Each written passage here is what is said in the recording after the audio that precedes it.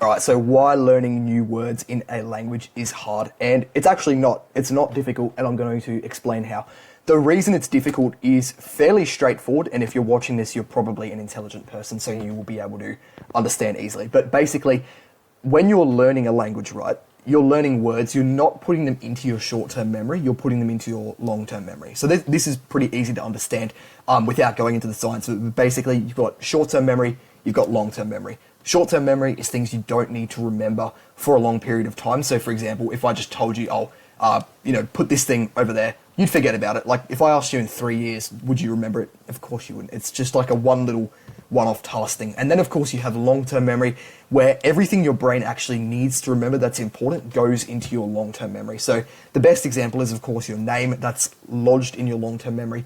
You're never going to forget it. Same goes for things like phone number, address, literally everything. You know what goes into your long-term memory.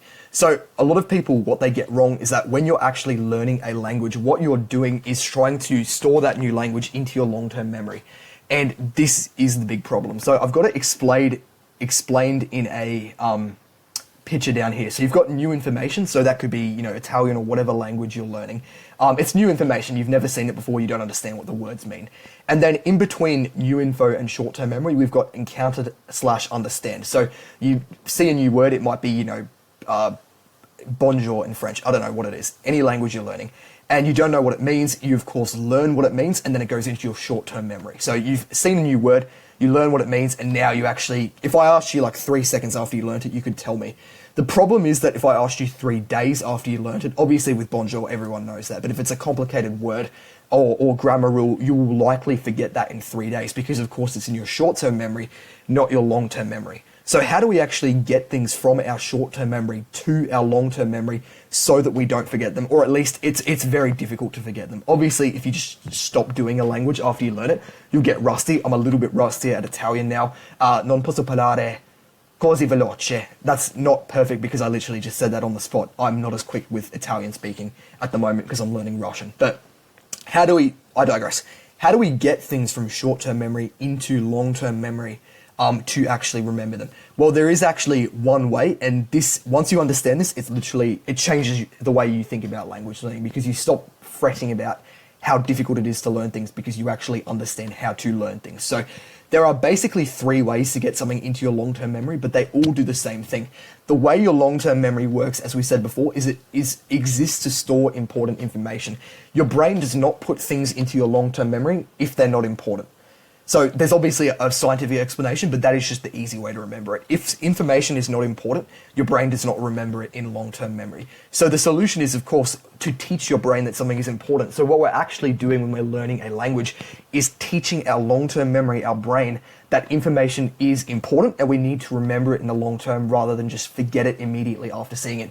And there are 3 key ways, as I said before, to actually do this. So the first one's a bit, we're not going to use that, but the 3 ways that you actually put things into your long-term memory are through trauma, through similarity, and repetition. I'm just going to explain. Do I have it on the next slide?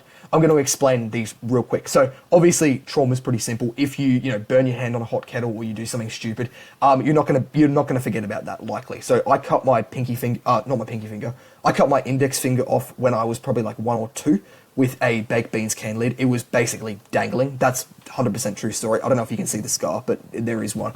And I don't forget that, even though I don't remember what happened before or after, because it was a traumatic experience. So your brain is designed to remember traumatic things just because they are crucial and it needs to survive. That's pretty straightforward. Similarity is another one. If your brain already remembers something in your long-term memory and you learn something similar to it, it's easy to remember. So for example, if I told you a 12-digit number, or, whatever, a long number, and told you to remember it, unless it was like 1 billion or something that was like, easy to remember, you would likely forget it because that's too difficult. But if I told you a 12-digit number, or, I don't know how many numbers a phone number is in your country, and it was 1 plus 1 of your phone number, so whatever your phone number is plus 1, you'd probably be able to remember it. I'm surprised by how many people can't remember their own phone number. Side note, it's a bit interesting. But yeah, if you remember your phone number and I said, remember this number, it's 1 more than your phone number, it would be easy, wouldn't it? Because you've already got those building blocks in your brain. And the third way, which is the most important way, is repetition. If you're continually exposed to information, your brain goes, okay, this is important. I need to remember this. So knowing these three things and how they all kind of feed into teaching your brain something is important.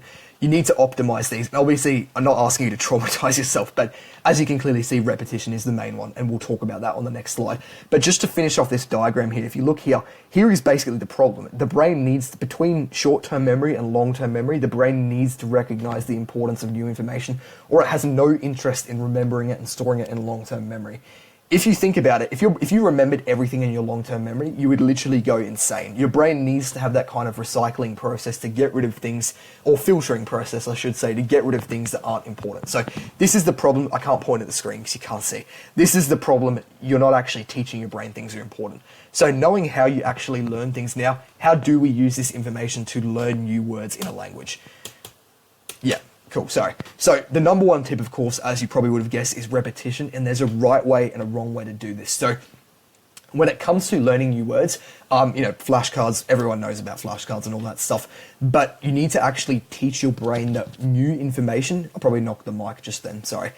New information is important. And when I say repeatedly use it, I'm not saying do a flashcard deck for a few days and then leave it, because your brain will likely not register that as important. I actually did this with Russian a few months ago. I learned a bunch of food words and I was actually really, really good at it, and I forgot them all. So I don't really remember that many now. I'm getting back into that. That's kind of my goal to work on at the moment. But I forgot a lot of them because I was an idiot. So this is important to remember, to actually repeatedly use words and teach your brain that something is important. It's not just flashcards. You need to actually use as many things as possible. If you think about it, the more different directions repetition is coming from, the easier it is for your brain to go, okay, this is important. I want you to imagine you need to learn some kind of crucial skill to survive, like how to start a fire. If the only way you're thinking about that is to start a fire, like to get heat, sure, you probably would learn that. But if you need to start a fire to get heat, to cook stuff, to fight off wolves, for example, like 16 other reasons you need fire, it's going to be so much easier to actually get that. If it was like a really complicated process, obviously it's not, so bad example, but if you had to remember a really complicated process to make fire, and there was a bunch of different ways you had to do it for different reasons, it would be so much easier to remember that, because your brain understands, wow, this isn't just important, this is really important. We need it for a bunch of different things. So when you're learning words, don't just use flashcards, or don't just do one thing. That's why setting weekly targets is such an important thing, which I'll talk about in a second. But having a flashcard deck that you're actually learning words from, having reading about it in books. So for example, I'm reading Harry Potter at the moment. I can literally make a flashcard deck called Harry Potter Chapter 1 in Russian, put 50 words in I don't know, and then not only am I reading Harry Potter, which, it's going to have the same words over time, or I could reread the chapter, but I'm also doing flashcards. I can journal about it as well if I want. I can... you can see on the screen, you can do a bunch of different things. So try and combine as many things as you can to actually get those words into your head. You could listen to a fan podcast about, Harry Potter, or whatever it is. I don't care. Everything applies to everything. To actually get those words again into your head, if they're generic words like, wand, magic, spell, etc. So that is literally a pro tip. Have it coming at, instead of having one train coming at you, have 16 trains coming at you. Which one's going to hurt you more, the 16 trains or the one? That's what we want to do. Hurting yourself is a metaphor for learning words, basically. So, I've just given you an example. Some other good things, weekly targets, setting a goal like food words or, any kind of specific topic can be good. A routine is good as well. So, do I have another slide? I do. A routine is good as well. So, for example, you could listen to something while you exercise every single day or while you cook, etc. Just things like that. Routines are really good. Reading before bed as well. I really like doing that as well because it's a good way to unwind. And just remember, the whole purpose of everything here is to teach your brain that something is important. Don't fret about, it's so difficult to learn a language, I just can't get the words into my head. If you can't get words into your head, your brain does not recognize that they are important. Obviously, if you can't even get a translation of a word, you don't even understand what it means in your short-term memory, that's a problem with your short-term memory then, because you haven't actually understood what the word is. If you understand what it is, like I can show you one side of the flashcard, show you the other side, put it away, and then you can immediately tell me what it is, great, you understand. The problem is then over here, you can't recognize the importance. That is the problem. You need to teach your brain that it's important, and you need to keep doing these things. So be patient, and comment down below if you need a hand. But now I promised you I would show you a kind of secret hack for actually getting stuff into your brain, and this is something that actually nobody talks about. So we had this diagram before at the start, but I've added something else. This is the problem with your brain recognizing importance, but there's actually a second problem that can I say can, it happens a lot, it happens with me as well, that nobody really talks about. And that is really that you've basically destroyed your kind of ability to learn things. So if you think about it, we need to teach our brain that something's important, right? That's obvious. We've already gone through that.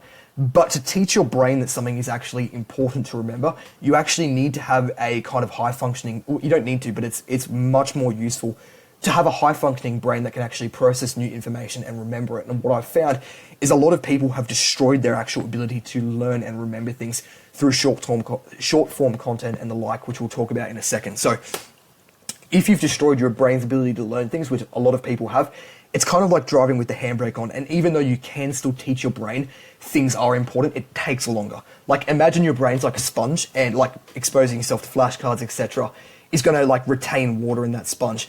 If you've destroyed your ability to learn with short form content and the like, your brain that's a sponge doesn't hold as much water, so it takes much more time for your brain to actually learn that things are important. And this kind of makes sense, because if you were in the wild and you had done something like you had brain damage or whatever from falling over, your brain would not be able to learn things as quickly because it's not functioning, and that would be bad. You could die.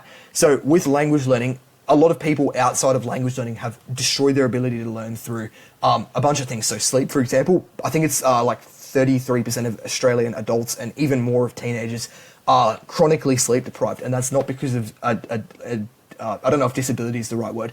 It's not because of a condition like insomnia. It's because they literally just have terrible sleep habits. They're on technology before bed. They are not unwinding before bed. They're having caffeine late in the afternoon, etc. So the number one thing I'd say, get your sleep dialed in. That is literally like jumping on steroids for your brain. Sleep 8+ hours a night. 8 hours in bed is not the same as 8 hours of sleep as well. So you want to try and be in bed for about 9 hours. Go to bed a little bit earlier and make sure you actually unwind before bed. People say like, oh, I need to play some video games to unwind. That's not unwinding, that's entertainment. And if you want to do that, fine, that's you can do that for fun. But it's not unwinding. Unwinding is low dopamine things like reading or listening to a podcast or meditation, etc. Those are the things you should be doing before bed. And yeah, cut out caffeine, make sure your room is cold and dark. Get rid of any bright clocks, or put blinders on your windows or an eye mask, etc. Just kind of take care of your sleep. If you want some help with that, comment down below.